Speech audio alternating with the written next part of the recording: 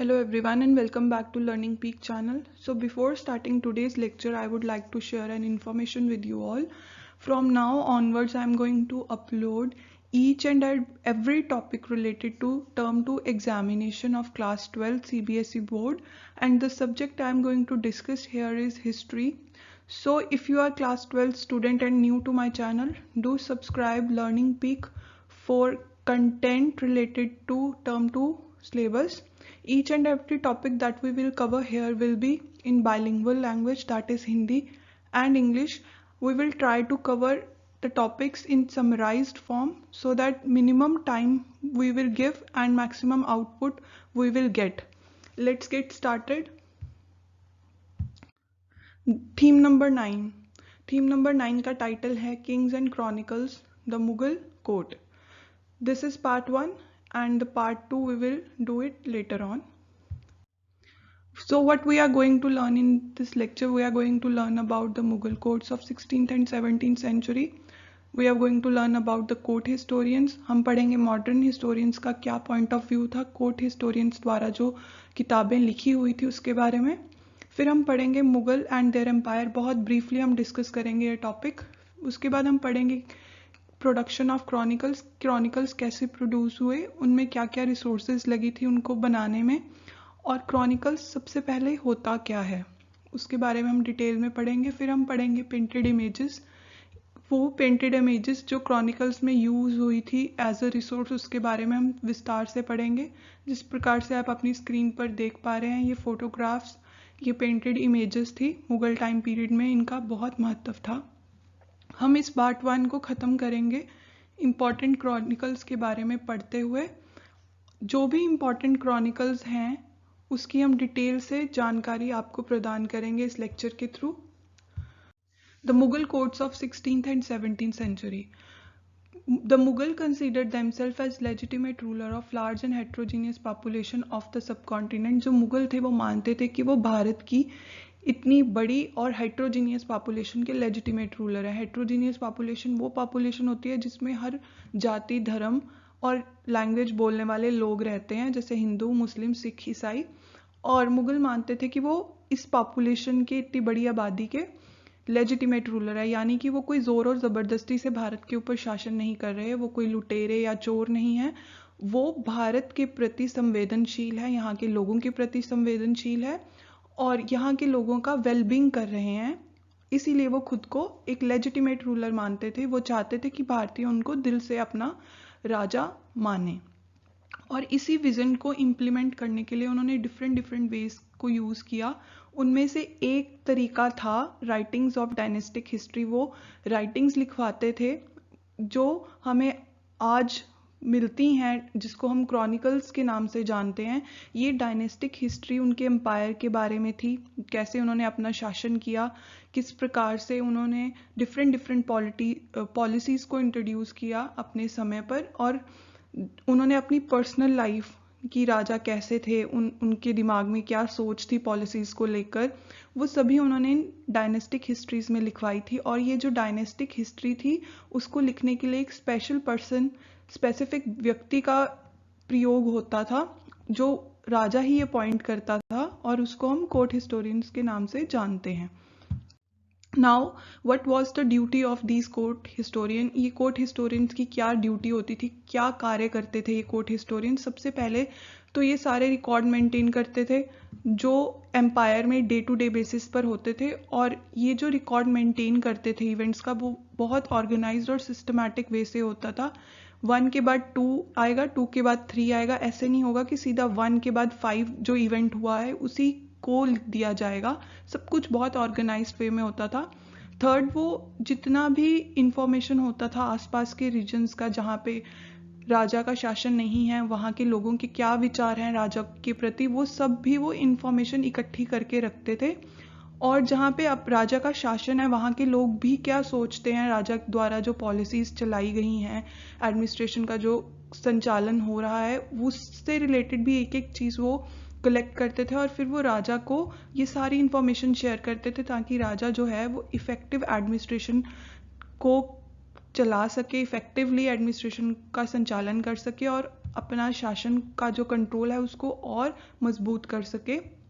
ये जितना भी मटेरियल वो लिखते थे वो बाद में एडिट किया जाता था, जो मोस्ट इम्पॉर्टेंट चीज़ें हैं उसको हाईलाइट किया जाता था, और ये प्रोसेस भी बहुत सिस्टमैटिक वे से किया जाता था। अब बात करते हैं मॉडर्न हिस्टोरियंस की। मॉडर्न हिस्टोरियंस जो इंग्लिश लिटरेचर से रिलेटेड हैं, उन्होंने जब ये सारे टेक्स्ट पढ़े जो मुगल एम्पायर द्वारा लिखे गए थे, कोर्ट हिस्टोरियंस ने जो लिखे थे सारे टेक्स्ट, वो टेक्स्ट पढ़ने के बाद मॉडर्न हिस्टोरियन ने उन जेनरी ऑफ टेक्स्ट को क्रॉनिकल्स का नाम दिया। क्रॉनिकल्स क्यों कहा जाता है इन टेक्स्ट को जो मुगल एम्पायर के कोर्ट हिस्टोरियंस ने लिखे हैं? क्योंकि वो एक क्रोनोलॉजिकल ऑर्डर में है, बहुत ही ऑर्गेनाइज्ड वे में है। जैसे बाबर पहले आए तो उनके जीवन से रिलेटेड जितनी घटनाएं हैं उनको स्टेप बाय स्टेप लिखा गया। जब उनका शासन खत्म हुआ तो उसके बाद हुमायूं जब आए, उनका सारा विस्तार रूप से चर्चा की गई, उनके टेक्स्ट लिखे गए। इसी प्रकार ये सारे जो क्रॉनिकल्स हैं ये बहुत ज़्यादा ऑर्गेनाइज्ड और कॉन्टिन्यूस मैनर्स में लिखे गए हैं, और ये जो क्रॉनिकल्स हैं ये one of the most important source हैं मुगल हिस्ट्री को पढ़ने के लिए। इनका बहुत ज़्यादा योगदान है।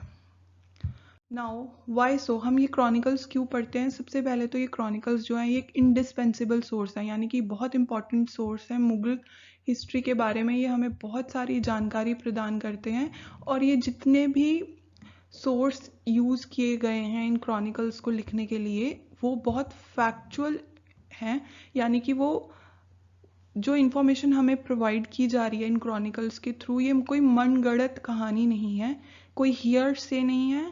हमें फैक्ट्स के द्वारा ही सारी इन्फॉर्मेशन प्रदान की गई है, जो उस टाइम के कोर्ट हिस्टोरियंस ने डिफरेंट डॉक्यूमेंट्स या नॉलेजेबल पर्सन्स के थ्रू इन्फॉर्मेशन कलेक्ट की थी और क्रॉनिकल्स लिखे थे, वही हम तक पहुंचाए गए हैं, जो इन्फॉर्मेशन सत्य घटना पर आधारित है।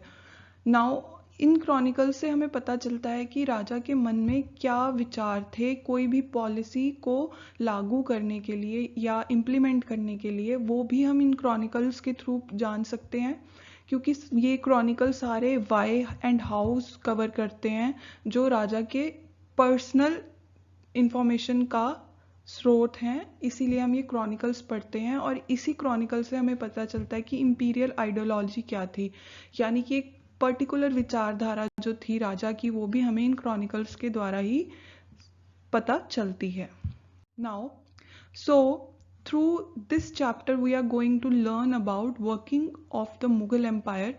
हम मुगल एम्पायर की वर्किंग के बारे में पढ़ेंगे, ना कि जो उनकी क्रोनोलॉजिकल ऑर्डर था भारत पे शासन करने का, उसके बारे में हमारा मेन फोकस होगा। वर्किंग ऑफ मुगल एम्पायर के बारे में कि किस तरीके से ये मुगल एम्पायर काम कर रहा था, उनका एडमिनिस्ट्रेशन कैसा था, उनका कोर्ट कैसा था, और ये पढ़ने का जो हमारा स्रोत है, जो सोर्स है, वो होगा chronicles. Now we will talk about the Mughals and their empire origin. The word Mughal is derived from Mughal. जो मुगल नाम का शब्द है इसको हमने मुगोल शब्द से डिराइव किया है। मुगोल एक जगह है जिसकी जोग्राफिकल लोकेशन है चाइना और रशिया के बीच में। पर हैरान करने वाली बात यह है कि जो मुगल थे उनको पसंद नहीं था कि उनको कोई मुगल या मुगल नाम से संबोधित करे। वो चाहते थे कि उनको तिमुरिड्स नाम से जाना जाए या तैमूरिड नाम से जाना जाए, क्योंकि उनका मानना यह था कि वो तिमूर जो एक तुर्क शासक थे, बहुत क्रूर शासक थे, वो उनके वंशज हैं। उनकी जो पैटर्नल साइड की यानी कि उनके फादर की साइड की जो रूट्स हैं वो तिमूर से जाके मिलती हैं, इसीलिए उनको तैमूरिड्स नाम से जाना जाए। Babur the first ruler of Mughal empire, उनका मानना यह था कि जो उनकी मदर साइड के उनके पूर्वज हैं वो चंगेज खान या गेंगिस खान, जो एक मंगोलियन शासक थे, वो भी बहुत क्रूर शासक थे। उन्होंने भी 2% आबादी चाइना की अपने शासन के दौरान अत्याचार करके ख़त्म कर दी थी। उन 2% पॉपुलेशन को इन्होंने ख़त्म कर दिया था through their barbaric military activities. तो जो बाबर थे उनका यही मानना था कि वो मंगोलियन लोगों से अपनी रूट्स जो हैं बिलोंग करती हैं उनकी। नाउ जो 16th सेंचुरी के यूरोपियन थे उनका मानना ये था कि जो तैमूरिड फैमिली की ब्रांच है जो भारत में आकर बसी है वो मुगल्स नाम से ही जानी जाती है। इसीलिए हम फेमसली आज भी मुगल्स को मुगल नाम से जानते हैं ज़्यादा, ना कि तैमूरिड नाम से। अब ये देखिए, ये तैमूर हैं, तुर्क शासक, बहुत क्रूर शासक हुए थे। इनकी स्ट्रैटेजीज थी जो वॉरफेयर की, वो बहुत ही ज़्यादा क्रूर थी और इन्होंने तुर्क पे बहुत समय तक शासन किया था। और ये हैं गेंगिस खान या चंगेज़ खान। ये सेंट्रल एशिया के बहुत ही क्रूर शासक हुए हैं। चाइना में इन्होंने बहुत समय तक शासन किया था। इनकी जो हॉर्स की क्वालिटीज़ थी जो ये वॉरफेयर में यूज़ करते थे, वो बहुत ही ज़्यादा हाई क्वालिटी के जो नस्ल से बिलोंग करते थे हॉर्स, और इनकी भी वॉरफेयर स्ट्रैटेजीज बहुत ही क्रूर और आक्रामक किस्म की थी। How Mughals came into existence. सबसे पहले हम उनकी बेसिक स्ट्रैटेजी पढ़ेंगे जो उन्होंने अडॉप्ट की और जिसके कारण जो उनका एम्पायर है वो भारत में इतनी दूर दूर तक फैला।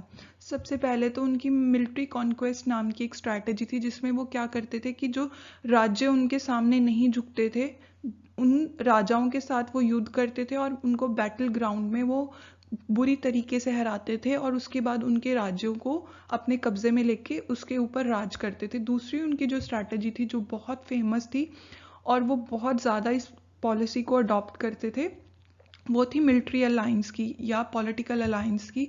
वो गठबंधन कर लेते थे अपने ओपोनेंट के साथ, जो उनका विद्रोह करते थे उनके साथ नेगोशिएशन करते थे और उनके एरिया को अपने अंडर लेकर पॉलिटिकली अलायंस करते थे उनके साथ। और इस प्रकार इन दो पॉलिसी या इन दो स्ट्रैटेजी से उन्होंने अपने एम्पायर को भारत में बहुत मजबूती से जमा लिया था। उसके बाद हम पढ़ते हैं कि क्रोनोलॉजिकली कौन से मुगल भारत में आए और उनका क्या आने का क्या क्या टाइम पीरियड है, क्या क्या उनका फेज़ है आने का। सबसे पहले हम बात करेंगे बाबर की, जो फाउंडर है मुगल एम्पायर के भारत में। वो एक फरगना नाम की जगह से बिलोंग करते थे और उनको उबेक्स ने वहाँ से निकाल दिया था। उबेकिस्तान के वॉरलॉर्ड्स थे और बाबर उनके सामने टिक नहीं पाए तो उन्होंने काबुल में आके शरण ली। काबुल में उन्होंने देखा कि यहाँ पे जो रिसोर्सेज हैं काबुल में बहुत लिमिटेड हैं और उनकी जो रोज़मर्रा की मिलिट्री नीड्स हैं काबुल से पूरी नहीं हो सकती क्योंकि वहाँ रिसोर्सेज नहीं है। तो उन्होंने 1526 में भारत की तरफ कूच कर दी, भारत की तरफ वो निकल पड़े और 1526 में उन्होंने फर्स्ट बैटल ऑफ पानीपत में इब्राहिम लोदी को हराया और भारत के ऊपर अपना पहला कब्जा किया। उनके जो बेटे थे उनका नाम हुमायूं था। उसको पढ़ने से पहले आप ये मैप की तरफ ध्यान दें। ये काबुल है और इधर ही नॉर्थ वेस्ट फ्रंटियर था हमारा। इनफैक्ट अभी भी हमारा नॉर्थ वेस्ट फ्रंटियर इसी लोकेशन पे लोकेट करता है। यहाँ से जो बाबर थे उन्होंने भारत की तरफ प्रवेश किया था। यहाँ पे हमारा पंजाब उस टाइम का ये लोकेटेड था और इधर कहीं हमारा मंगोल की लोकेशन है और यहीं से ये मुगल्स भारत के अंदर आए थे। अब बात करते हैं बाबर के सक्सेसर हुमायूं की, यानी उनके पुत्र हुमायूं की, जिन्होंने भारत के ऊपर 2 टाइम पीरियड के स्लॉट में शासन किया था। पहला जो स्लॉट है वो आता है 1530 से लेके 1540 तक। उसके बाद उन्होंने शेरशाह सूरी के साथ जो जंग लड़ी थी, बैटल ऑफ चौसा और बैटल ऑफ कन्नौज, उसमें वो बुरी तरीके से हार गए थे, शेरशाह सूरी द्वारा हराए गए थे। और जो शेरशाह सूरी थे वो एक अफगान रूलर थे। इनसे हारने के बाद जो बाबर हैं वो ईरान की तरफ दौड़े और उन्होंने वहाँ के सफ़ाविद रूलर्स के यहाँ रिफ्यूजी की तरह अपना वक्त गुजारा। जब 1555 में जो ये अफगान रूलर थे शेरशाह सूरी, इनकी एक एक्सीडेंट के दौरान मृत्यु हो गई तो ये भारत फिर वापस लौटे। कौन? हुमायूं। और इन्होंने फिर दोबारा से 1555 से लेके 1556 तक भारत पे शासन किया। अनफॉर्चुनेटली ये अपनी घर की लाइब्रेरी की सीढ़ियों से गिरकर मृत्यु को प्राप्त हो गए। और उसके बाद the famous Mughal ruler Akbar Bharat पे अपना जो शासन है ऑलमोस्ट 50 ईयर्स तक उनके शासन की शुरुआत होती है। कब से कब तक होता है बाबर का शासन? 1555 से लेके 1605 तक भारत ने जो one of the most successor Mughal emperor थे, उन्होंने भारत पर रूल किया था, वो किसके पुत्र थे? वो हुमायूं के पुत्र थे। और अकबर के दौरान जो भारत पे मुगलों का शासन है वो बहुत ज़्यादा एक्सपैंड किया, बहुत ज़्यादा दूर दूर तक फैला और कंसोलिडेट हुआ। और उसी दौरान जो भारत में उनकी किंगडम थी वो वन ऑफ द स्ट्रॉन्गेस्ट और रिचेस्ट किंगडम के रूप में जानी गई। Now this is the chronological order of Mughal emperor who ruled over India. सबसे पहले तो ये बाबर हैं। अगर आप गौर से देखें इनके फेस को तो ये कुछ कुछ जो इनके फीचर्स हैं वो सेंट्रल एशियन ओरिजिन के लोगों जैसे हैं। उसके बाद ये हुमायूं हैं, इनके सुपुत्र। उसके बाद अकबर द ग्रेट। अब जो इनके फीचर्स हैं वो कुछ कुछ हमारे इंडियन सब कॉन्टिनेंट के लोगों से मिलने लगे हैं। और उसके बाद अकबर के बेटे जहांगीर, जिनको हम सलीम के नाम से भी जानते हैं।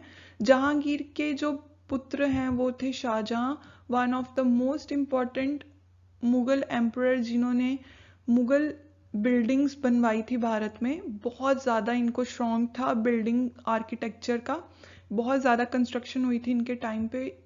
और इनके जो सपुत्र हैं वो थे Aurangzeb, one of the most barbaric Mughal ruler who ruled over India. आगे चलते हैं। अब बात करते हैं जहांगीर की, जो मुगल एम्परर थे बाबर, उनके सक्सेसर थे, और उनके बेटे शाहजहां और एंड में औरंगजेब। इस प्रकार से जो मुगल शासन था जो 1526 में शुरू हुआ था वो 1707 में अपने डिक्लाइन की तरफ बढ़ चुका था औरंगजेब की मृत्यु के साथ। Now, during 16th and 17th century, the Mughal Empire was spreading at very high level.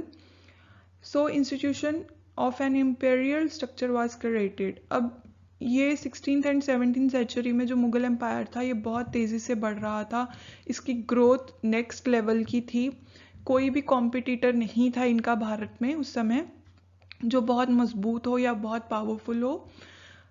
इनके जो कोर्ट्स थे वो भी बहुत पावरफुल थे ड्यूरिंग दैट टाइम। देखो, अगर किसी एम्पायर की पावर बहुत ज़्यादा स्ट्रॉन्ग है, बहुत ज़्यादा उसको माना जा रहा है, तो जो उनके कोर्ट्स हैं मुगल कोर्ट्स वो भी बहुत ज़्यादा स्ट्रॉन्ग होंगे, क्योंकि ये कॉज एंड रिएक्शन की तरह काम कर रहा था। उसके बाद हम बात करते हैं कोर्ट्स की। कोर्ट्स में जो मुगल कोर्ट्स में जो काम होता था वहाँ पे सारी पॉलिटिकल अलायंस और रिलेशनशिप बिल्ड किए जाते थे। जितने भी नेगोशिएशन के काम होते थे जो दूसरे राज्य के राजाओं के साथ किए जाते थे वो सब कोर्ट में ही होते थे। कोर्ट एक बहुत महत्वपूर्ण जगह था मुगल एम्पायर में। और यहाँ पे जो स्टेटस और हायरार्की होती थी वहाँ के नॉबल्स की, वहाँ के जो कार्य कर रहे थे कर्मचारी, उनकी सबकी जो स्टेटस और हायरार्की है कोर्ट में, क्या जगह है उनकी, वो भी वेल डिफाइंड और लिखी हुई थी। वर्बली नहीं थी, लिखी हुई भी थी। उनकी जो कार्य करने की शैली है और कार्य करने की जगह है, खड़ने की जगह है, वो सब कुछ क्रॉनिकल्स में मेंशन था और इसके लिए हम क्रॉनिकल्स को पढ़ते हैं।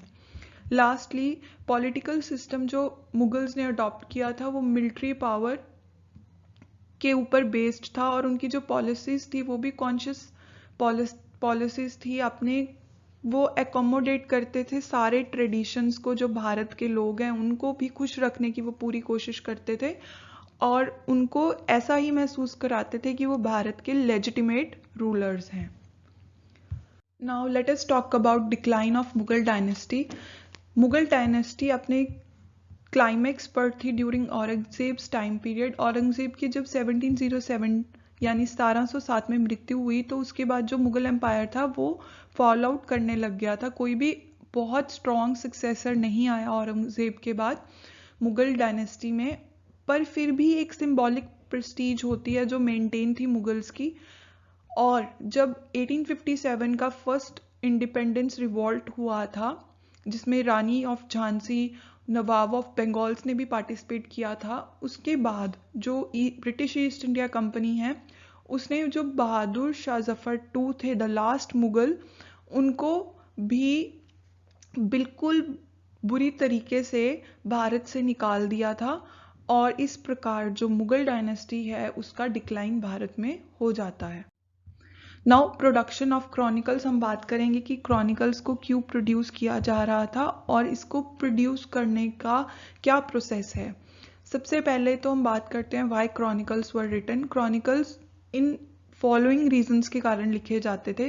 पहला रीजन है studying of the empire and its codes. जो क्रॉनिकल्स एक सोर्स थे जिसके द्वारा हम एम्पायर की जितनी भी एडमिनिस्ट्रेशन है, उनके कोड्स कैसे फंक्शन करते हैं, उसको बहुत गहराई से पढ़ सकते हैं। और ये क्रॉनिकल्स ये प्रोजेक्ट करना चाहते थे, ये दर्शाना चाहते थे कि जो उनका किंग है वो बहुत ही एनलाइटन्ड किस्म का शासक है और वो बहुत इंटेलिजेंट है। वो अपने सब्जेक्ट्स के बारे में हर सेकंड सोच रहा है, उनकी वेलबींग के बारे में वो लगातार काम कर रहा है जो रूलर है। इसके बाद जो मेन कारण था ये क्रॉनिकल्स लिखने का वो यह भी था कि वो क्रॉनिकल्स के थ्रू मुगल शासक जो इतना उनका रेजिस्टेंस हो रहा है कहीं पर भी किसी के द्वारा भी इन और आउटसाइड द किंगडम, उसको भी सप्रेस करते थे। क्योंकि जब क्रॉनिकल्स को लोगों के सामने बहुत ढोल नगाड़े बजाकर सुनाया जाता था एक स्टोरी टेलिंग की तरह, बहुत रिदमेटिक वे में ये क्रॉनिकल्स जो सोसाइटी में लोग थे उनको सुनाया जाता था, एक एंटरटेनमेंट का भी सोर्स थे ये क्रॉनिकल्स। तो जब कोई रेजिस्ट करता था राजा की तो उसकी बहादुरी ये क्रॉनिकल्स के थ्रू प्रोजेक्ट करके उसको रेजिस्टेंस को दबा दिया जाता था। कोई ओपोनेंट है वो जब सुनता था कि राजा इतना बलवान है, इतना उसमें पावर है, तो वो अपना रेजिस्टेंस खत्म कर देता था। ये भी एक कारण था कि ये क्रॉनिकल्स लिखे जाते थे। और लास्टली ये रिकॉर्ड की तरह थे क्रॉनिकल्स, जो फ्यूचर जनरेशन जो मुगल एम्परर के सक्सेसर थे उनको एक गाइडलाइन की तरह उनको गाइड करते थे कि उन्होंने अपने एम्पायर को कैसे चलाना है, कैसे इनकी पॉलिसीज होनी चाहिए, कैसे वो भारत के ऊपर अपने एम्पायर को और भी ज़्यादा मजबूत कर सकते हैं और भी दूर तक फैला सकते हैं। वो सारी चीज़ें ये क्रॉनिकल्स उन्हें प्रोवाइड करते थे। नेक्स्ट बात करते हैं कोर्ट हिस्टोरियंस की कि कोर्ट हिस्टोरियंस कौन थे। कोर्ट हिस्टोरियंस वे लोग थे जिन्होंने क्रॉनिकल्स लिखे थे। इनकी अपॉइंटमेंट भी मुगल एम्परर अपने द्वारा ही करता था। और ये जो कोर्ट हिस्टोरियंस होते थे ये बहुत ही इंटेलेक्चुअल, हाईली स्किल्ड, जिनका लिंग्विस्टिक्स कंट्रोल बहुत स्ट्रांग था। उनको उस समय की जो प्रसिद्ध लैंग्वेज है पर्शियन, उर्दू, इसकी बहुत ज़्यादा जानकारी होती थी। इसीलिए जो मुगल एम्परर है इनको स्पेशली अपॉइंट करता था अपने क्रॉनिकल्स लिखने के लिए। और इनकी जो मुगल कोर्ट है उसमें भी बहुत इम्पॉर्टेंट प्लेस होती थी। और ये क्रॉनिकल्स लिखने का जो मेन फोकस होता था वो जो फॉलोइंग चीज़ें हैं इनके ऊपर होता था। चलिए पढ़ते हैं उसके बारे में। सबसे पहले तो इवेंट जो सेंटर्ड होते थे रूलर के, जो जैसे ये हमारा रूलर है इसके आसपास ये सेंटर में होगा, इसके आसपास जितनी भी घटनाएं हो रही हैं उसको ही जो कोर्ट हिस्टोरियंस हैं वो क्रॉनिकल्स में ऐड करते थे। उसकी फैमिली के बारे में क्रॉनिकल्स में हमें सारी जानकारी मिल जाती है डिटेल्ड। जो उसने वॉर्स की, बैटल्स लड़ी, जो मुगल एम्परर है उसके बारे में सारी डिटेल्ड जानकारी दी जाती थी हमें क्रॉनिकल्स के थ्रू। और एडमिनिस्ट्रेटिव अरेंजमेंट कैसा था, कौन क्या काम करता था, उनके टाइटल्स क्या थे, जो नॉबल्स थे उनको किस तरीके से रखा जाता था, वो सारा अरेंजमेंट, एडमिनिस्ट्रेटिव अरेंजमेंट भी हमें इन नॉवेल्स के थ्रू देखने को मिलता है। Now let us talk about the language of chronicles. Chronicle Persian भाषा में लिखे गए थे। ये जो भाषा है ये ईरान के लोगों की भाषा है। इसका ओरिजिन भी ईरान ही है पर्शियन भाषा का। और इसको भारत में इंट्रोड्यूस किया था सुल्तान ऑफ दिल्ली ने। ये वो सुल्तान थे जिन्होंने भारत के ऊपर मुगलों से पहले शासन किया था। परंतु अकबर जो मुगल शासक थे इन्होंने ही पर्शियन लैंग्वेज को अपने मुगल कोर्ट में एक ऑफिशियल लैंग्वेज डिक्लेयर किया था। इसके पीछे क्या कारण थे? क्योंकि उस समय जो हम ट्रेड कर रहे थे वो ईरान के लोगों के साथ सबसे ज़्यादा था और उन्हीं का कल्चरल और इंटेलेक्चुअल जो कांटेक्ट है वो भारतीयों के साथ हो रहा था और जिससे भारतीय स्पेसिफिकली मुगल्स जो थे वो बहुत ज़्यादा इम्प्रेस्ड थे। और इसका रिजल्ट क्या हुआ इस भाषा को ऑफिशियल लैंग्वेज डिक्लेयर करने का, कि जो पर्शियन भाषा है वो एलिवेट हुई थी, मतलब उसको बहुत ज़्यादा प्रयोग में लाया गया था उस समय के दौरान। मुगल शासकों का जो समय था उस समय में पर्शियन भाषा को बहुत ज़्यादा बढ़ावा मिला था, और जिस व्यक्ति को इस भाषा की नॉलेज होती थी उसको कोर्ट में बहुत प्रेस्टिजियस रिवॉर्ड्स दिए जाते थे और उनको कोर्ट में अच्छी अच्छी पोजीशंस पे अपॉइंट किया जाता था। अब one of the major thing that happen due to this was development of Urdu. Urdu भाषा जो है वो पर्शियन और हिंदवी एक भाषा थी, उस समय में हिंदुस्तान में यूज़ की जाती थी। ये भाषा के मिक्स को हम उर्दू भाषा के नाम से जानते हैं। Now let us talk about the making of these chronicles. ये जो क्रॉनिकल्स बनाए गए थे उस समय की जितनी ये बुक्स थी ये सब एक मैन्युस्क्रिप्ट फॉर्म में थी, यानी कि हाथ द्वारा लिखी गई थी। उस समय पर जो प्रिंटिंग प्रेस है उसकी इनोवेशन अभी नहीं हुई थी, इसीलिए जितनी भी क्रॉनिकल्स हैं उनको हाथ से लिखते हैं, और जो हाथ से लिखी हुई बुक्स होती हैं उनको हम मैन्युस्क्रिप्ट्स के नाम से जानते हैं। जो सेंटर ऑफ प्रोडक्शन था इन सभी बुक्स का वो था किताबखाना। अब किताबखाना लाइब्रेरी नहीं थी, ये ध्यान रखना। किताबखाना वो जगह थी जहाँ पे एम्परर से रिलेटेड जितनी भी मनुस्क्रिप्ट है उसकी कलेक्शन रखी जाती थी और नई मनुस्क्रिप्ट्स बनाई जाती थी। जैसे कि ऑलरेडी एक अकबरनामा की कॉपी हमारे पास है और हमने अब नई मनुस्क्रिप्ट्स बनानी है उसके थ्रू, उस प्रोसेस को हम स्क्रिप्टेटोरियम बोलते थे। यानी कि जो कॉपी ऑलरेडी है हमारे पास मनुस्क्रिप्ट की, उसकी और कॉपीज को बनाया जाने का जो प्रोसेस था उसको स्क्रिप्टेटोरियम बोलते थे। नाउ ये जो मनुस्क्रिप्ट्स बनाई जा रही थी, जो मुगल क्रॉनिकल्स लिखे जा रहे थे, इसमें कैलीग्राफी का भी बहुत इम्पॉर्टेंट योगदान था।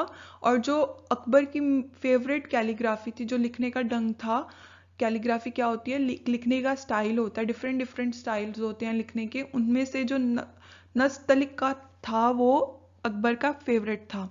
नस्तलिक नाम की जो कैलीग्राफी थी वो अकबर की फेवरेट कैलीग्राफी थी। Now let us talk about the painted images. Painted images Mughal empire में जो क्रॉनिकल्स लिखे गए हैं उसमें बहुत इंपॉर्टेंट रोल प्ले करती हैं, और ये पेंटेड इमेजेस एक मिनिएचर फॉर्म में होती थी, यानी कि छोटी छोटी पिक्चर्स बनाई जाती थी बुक्स में। जैसे कि आज के वक्त में भी आप अपनी बुक्स देखते हैं तो उसमें छोटी छोटी इमेजेस होती हैं आपको चैप्टर से रिलेटेड कंटेंट को एक्सप्लेन करने के लिए। उसी प्रकार जो उस टाइम की पेंटेड इमेजेस थी वो भी मिनिएचर फॉर्म में थी। और ये पेंटेड इमेजेस किस किस प्रकार की होती थी, सबसे पहले तो द किंग होते थे, कोर्ट होते थे, जो उनके सब्जेक्ट हैं, बैटल ग्राउंड्स की पिक्चर्स होती थी। ये सारी चीज़ें पेंट की जाती थी हाथ से। पर ये जो पेंटेड इमेजेस हैं इसके पीछे भी एक कॉन्फ्लिक्ट है। जो उलेमास होते थे, उलेमास कौन होते हैं, वो एक इस्लामिक जो हमारे गाइड करते हैं हमें इस्लाम से रिलेटेड जितने भी इंस्टीट्यूशंस हैं उनको हम उलेमा बोलते हैं। उनका मानना ये था कि इस्लाम में इस चीज़ की इजाज़त नहीं है कि आप अपनी और या किसी भी लिविंग ऑब्जेक्ट की पिक्चर्स को बनाएं। तो जो किंग थे उनके साथ इनकी कॉन्फ्लिक्ट रहती थी इस पॉइंट को लेके कि पेंटेड इमेजेस क्रॉनिकल्स में इंक्लूड की जाएं या ना की जाएं। इस प्रकार से मुगल एम्पायर में डिफरेंट डिफरेंट टाइम पीरियड्स में डिफरेंट डिफरेंट जो आइडियोलॉजीज हैं रिलेटेड टू पेंटेड इमेजेस वो मोल्ड की जाती थी, और मुगल्स जो थे वो अपने अकॉर्डिंग जो इंटरप्रिटेशन है शरिया की उसको चेंज करते थे, ताकि वो अपना जो कंटेंट है उसको और एनरिच कर सके और पेंटेड इमेजेस को भी अपने क्रॉनिकल्स में इंक्लूड कर सके। Now these are some painted images that I want to show you. देखिए ये बुक है और इसके अंदर ये पूरी बुक है और इसके अंदर ये छोटी छोटी जो पेंटिंग्स हैं इनको हम पेंटेड इमेजेस बोलते हैं। ये जो है हाथ से बनाई जाती थी, बाकायदा एक पेंटर को अपॉइंट किया जाता था, ये छोटी छोटी पेंटिंग्स वो बनाता था, इसको मिनिएचर फॉर्म बोलते हैं पेंटिंग की, और ये सभी बुक्स में इंक्लूड की जाती थी। अब हम बात करते हैं अपने लास्ट टॉपिक की पार्ट 1 के इम्पॉर्टेंट क्रॉनिकल्स। जो मुगल एम्पायर थे उसमें जितने भी रूलर्स आए उन्होंने अपने क्रॉनिकल्स लिखवाए थे, बट उनमें से जो हमारी एनसीईआरटी में इम्पॉर्टेंट है और डिटेल्ड फॉर्म में एक्सप्लेन किए हुए हैं वो 2 हैं। एक है अकबरनामा और दूसरा है बादशाहनामा।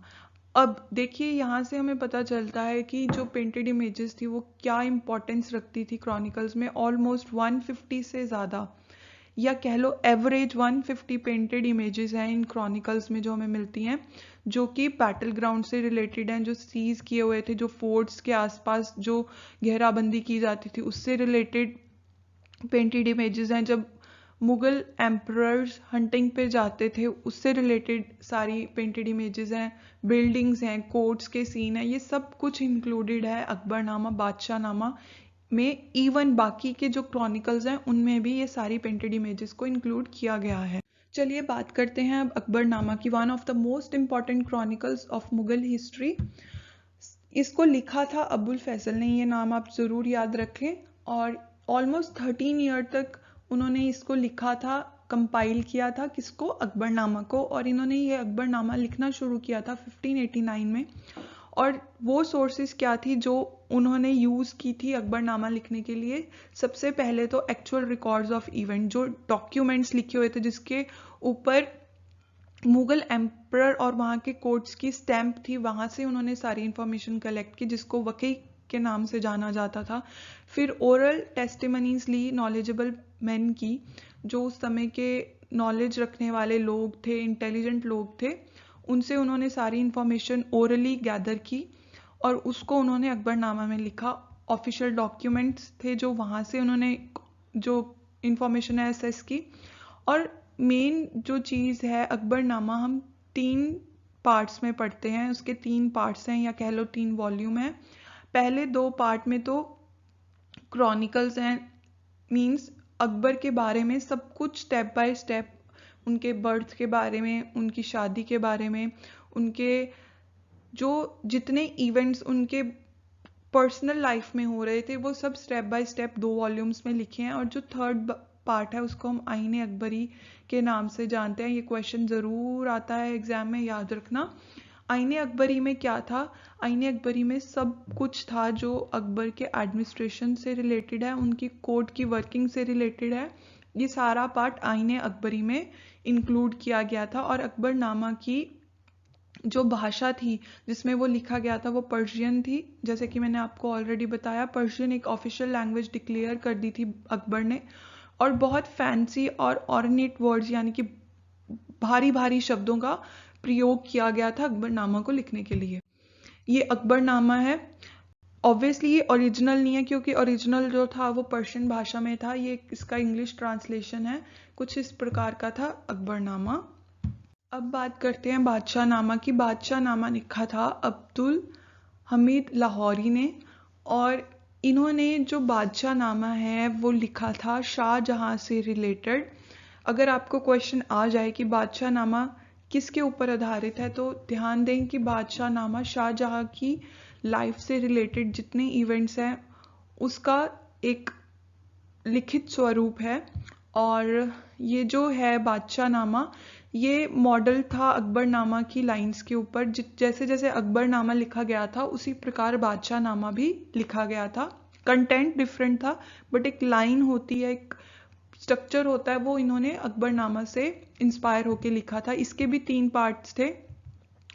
जो पहले 2 पार्ट थे वो अबुल अहमद लाहौरी ने लिखे थे। जो लास्ट के पार्ट था वो लिखा था वारिस ने, क्योंकि अबुल फैजल उस टाइम पे बहुत ज़्यादा ओल्ड हो चुके थे और वो कंपाइल नहीं कर पाए थर्ड पार्ट। तो जो बादशाहनामा का लास्ट पार्ट है वो वारिस ने लिखा था। और इनके वॉल्यूम्स को लेटर रिवाइज भी किया था। किसने किया था? जो वज़ीर थे शाहजहां के, सद्दुल खान, उन्होंने इसको रिवाइज किया था। और हम ये जो बादशाहनामा है इसको दफ्तर के नाम से भी जानते हैं, इनके वॉल्यूम्स को। और ये लूनर जो कैलेंडर होता है उसके बेस्ड पे लिखा गया था, यानी कि 10-10 ईयर्स का सारा कंक्लूजन था जो वो 3 पार्ट्स में डिवाइड था। और इस प्रकार हमारा ये बादशाहनामा भी ख़त्म होता है। Now after the decay of Mughal empire, Bharat पे ब्रिटिश ईस्ट इंडिया कंपनी की जो कंट्रोल है वो और स्ट्रॉन्ग हो जाता है। उनका एग्जिस्टेंस बहुत लाउड वे में सामने आता है। और जो ब्रिटिशर्स हैं वो भारत को बेहतर तरीके से जानने के लिए, हमारे कल्चर को बेहतर तरीके से जानने के लिए जो हमारी हिस्टोरिकल मैन्युस्क्रिप्ट्स लिखी हुई थी उनको पढ़ना शुरू करते हैं। इसी दौरान वो एक the Asiatic society of Bengal की स्थापना करते हैं जिसके फाउंडर थे विलियम जोन्स। इन्होंने इसकी स्थापना 1784 में की थी और ये सोसाइटी का मेन पर्पस यही था कि ये भारत के इतिहास को जाने ताकि जो ब्रिटिशर्स हैं वो भारत के ऊपर और अच्छे से अपनी हुकूमत कर सकें। नाउ इन्होंने एक एडिटेड वर्जन भी निकाला था अकबरनामा और बाबरनामा का, जिसको लेटर 19th सेंचुरी में पब्लिश किया गया था। इस प्रकार जो ये क्रॉनिकल्स हैं ये एक इम्पॉर्टेंट रोल प्ले करते हैं भारत के इतिहास को जानने के लिए, जिसका एक one of the most important example है the Asiatic society of Bengal, जिसकी स्थापना इसलिए की गई थी कि ये क्रॉनिकल्स की स्टडी कर सकें। Now let's go toward the part number 2 of this video. और इस वीडियो के पार्ट में हम क्या पढ़ेंगे उसके बारे में चलिए जानते हैं। सबसे पहले द आइडियल किंगडम के टाइटल के अंदर जितने भी सब टॉपिक्स हमारी एनसीईआरटी की बुक में मेंशन्ड है वो सब इस पार्ट में हम कवर करेंगे। A divine light, the unifying force of Mughal empire, just sovereignty and social contract का जो कॉन्सेप्ट है उसके बारे में हम पढ़ेंगे। कैपिटल एंड मुगल कोर्ट्स के बारे में पढ़ेंगे। उसके बाद जो रूल्स थे मुगल कोर्ट में जो स्टेटस डिफाइन करते थे उसके बारे में भी हम ब्रीफली पढ़ेंगे। फिर हम पढ़ेंगे सारे diplomatic envoy protocols, Mughal courts और सोशल कंट्रोल का आपस में क्या लिंक था, और टाइटल्स एंड गिफ्ट्स जो मुगल एम्पायर में दिए जाते थे उसके बारे में सारा कुछ हम पढ़ेंगे। अ डिवाइन लाइट, नाउ जो कोर्ट हिस्टोरियंस थे उन्होंने अपने क्रॉनिकल्स में ये अटेंशन दे के बात कही है कि जो मुगल किंग्स हैं वो गॉड ने डायरेक्टली भेजे हैं, भगवान ने स्पेशली अपॉइंट किया है, उनको ब्लेस किया है इस पोजीशन के लिए, और वो गॉड के ही चाइल्ड हैं, वो भगवान के ही सपुत्र हैं, इसीलिए वो आज इस पोजीशन पे हैं। और वो कहते थे अबुल फैजल की जो फरे इद्दगी है जिन्होंने अकबरनामा लिखा है, उन्होंने ये कॉन्सेप्ट इंट्रोड्यूस किया था जो एक ईरानी कॉन्सेप्ट से आया था, फरे इद्दगी। इसमें क्या था, according to this specific concept जो लेवल ऑफ हेरारकी में ऑब्जेक्ट्स के ऊपर एक तिलिस्मी रोशनी पड़ती है जो भगवान द्वारा भेजी जाती है, उसमें जो फर्स्ट पोजीशन पे जो ऑब्जेक्ट है वो कौन था, वो मुगल एम्परर था, अब्दुल फैजल का ये मानना था। और उसके बाद 17th सेंचुरी में जितनी भी पेंटेड इमेजेस बनने लगी उसमें एक हेलो का जो कॉन्सेप्ट है वो भी इंट्रोड्यूस कर दिया था। हेलो क्या होता है, ये जो गोल गोल सर्कल होता है फोटोज़ पे हम देखते हैं, हमारे स्पिरिचुअल जो लीडर्स हैं उनकी फ़ोटोज़ के पीछे भी हम ऐसे हेलो बनाते हैं, चक्र होता है एक जिसमें से रोशनी निकलती है, वो कॉन्सेप्ट भी इंट्रोड्यूस कर दिया था सिर्फ इसलिए कि लोगों के मन में ये बात बैठ जाए कि जो मुगल किंग हैं वो भगवान का स्वरूप हैं और वो गॉड के स्पेशल चाइल्ड हैं।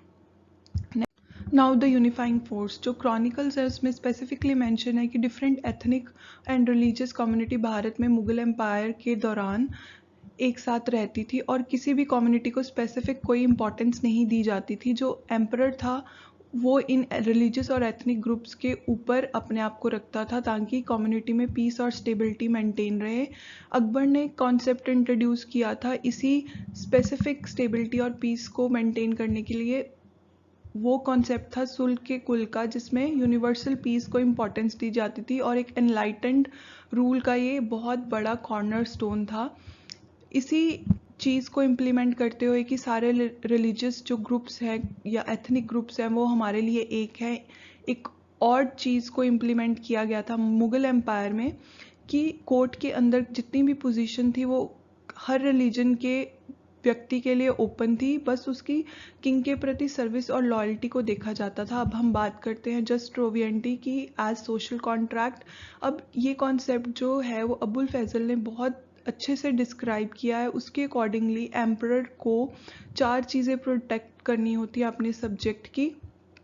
सबसे पहले उसकी लाइफ, फिर प्रॉपर्टी, उसका ऑनर और फेथ।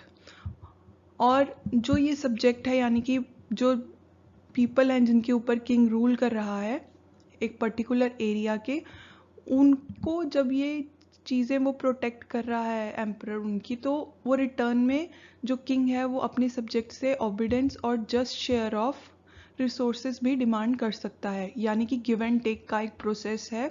एक ये सोशल कॉन्ट्रैक्ट था, ये बहुत फेमस था उस टाइम पे और यही फॉलो किया जा रहा था। Let us talk about capitals and the court during Mughal empire. सबसे पहला जो आगरा है वो मुगल एम्पायर की कैपिटल बना था।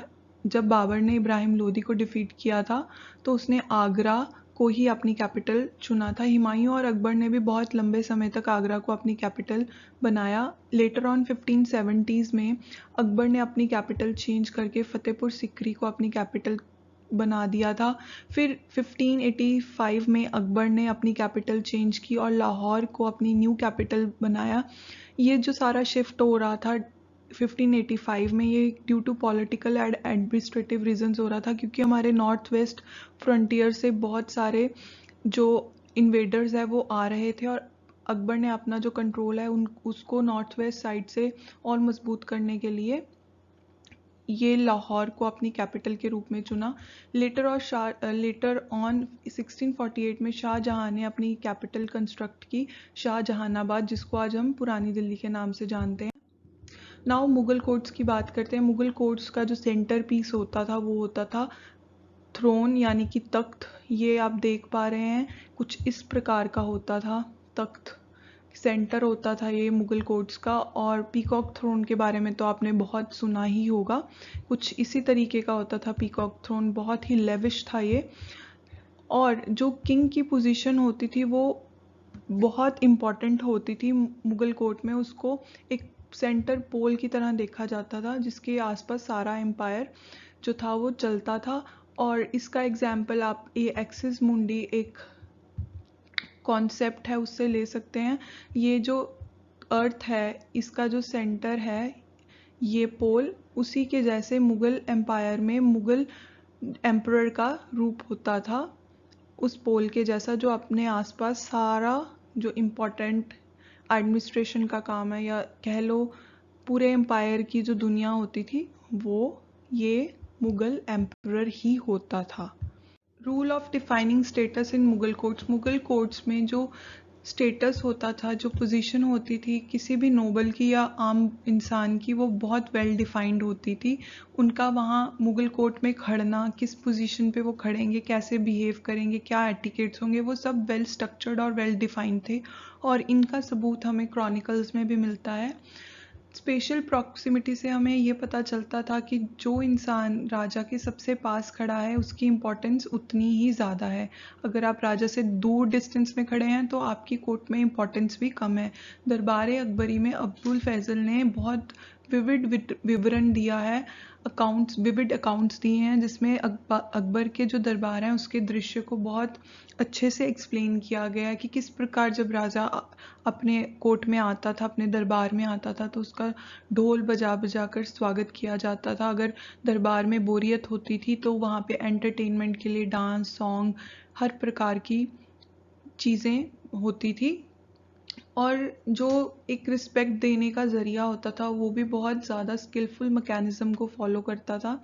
कॉर्निश उनमें से एक कॉन्सेप्ट है जो स्ट्रिक्टली फॉलो होता था। कॉर्निश में क्या होता था, ये एक फॉर्म ऑफ सैल्यूटेशन है, यानी सलाम करने का एक ढंग है जिसमें आप अपने राइट हैंड के पाम को अपने फोरहेड पे रखते हैं और फिर आप अपनी पीठ को झुकाते हैं, अपने सर को झुकाते हैं और उसके बाद आप सलाम करते हैं और फिर सीधे खड़े हो जाते हैं। ये one of the most important form of salutation था ड्यूरिंग मुगल एम्पायर। अब बात करते हैं the Mughal courts and social control की। मुगल कोर्ट्स में भी जो सोशल कंट्रोल है उसको बहुत अच्छे तरीके से दिखाया गया है या कह लो दर्शाया गया है। जो लोग हैं सोसाइटी के उनको कैसे बिहेव करना है ये भी सब कुछ बहुत अच्छे से वेल डिफाइंड था। किस पोजीशन और स्टेटस के व्यक्ति को कैसे ट्रीट किया जाएगा, क्या रूल और रेगुलेशन होगी, ये सब कुछ बहुत अच्छे से लिखा गया था। वर्बल नहीं था, लिखित भी था। और उसके बाद फुल डिटेल्स को क्लियरली देखा जाता था, जैसे आप बिहेव कर रहे हैं, आपका फॉर्म ऑफ एड्रेस क्या है, वो सब नोटिस किया जाता था। और कोई भी एटिकेट में थोड़ा सा भी चेंज होता था तो आपको पनिशमेंट तभी के तभी मिल जाती थी। और जो स्टेटस होता था रूलर की बाद, जितने भी पर्सन आते हैं उनका स्टेटस भी वेल डिफाइंड और हायरार्की में था। और जो सैल्यूटेशन होती थी रूलर को, वो भी इंडिकेट करती थी कि जो पर्सन है उसका क्या स्टेटस है हायरार्की में। लास्टली हम बात करते हैं लेवल ऑफ प्रोस्ट्रेशन की, यानी कि जो सजदा है सबसे ज़्यादा उसको इम्पोर्टेंस दी जाती थी।